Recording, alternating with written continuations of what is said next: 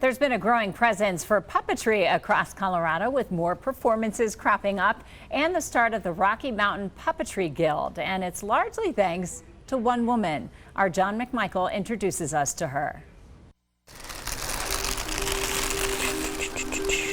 I just really love bringing things to life, letting all of the energy and all of the wonderfulness that we have inside of us as performers and actors, but giving it to something else, giving it to a puppet. This is Katie Williams. I design puppets for theater, I direct, I produce, I perform. And she's been at it. It's hard to pinpoint a moment. Since as long as she can remember, animating everything around. I just loved bringing things to life. And that in turn informed her life. I learned very quickly that if I can do multiple things in theater, I will be able to work in theater my whole life. And she has. Feed me. Stop it. Charting a roadmap from high school to college to eventually a puppet design business. It's my whole life now. And one that spawned hundreds of puppets. Hand puppets and shadow puppets and live puppets. Over countless hours. Oh my God. I mean, how many hours are in a year?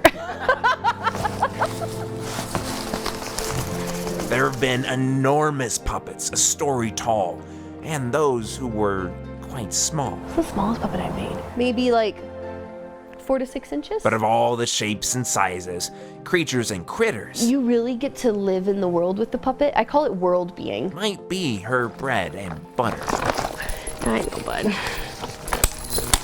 You just experience the world through something else's eyes, which is just so cool, and I think like that's the crux of puppetry. And since 2018, she's been actively bringing that experience here. Creating a community and getting the buy-in and having a guild and having representation, making it accessible. And it's paid off. Yeah, it has. It's great. The Rocky Mountain Puppetry Guild, which she started, is growing. Okay, we gotta look cool. We have to have cool faces.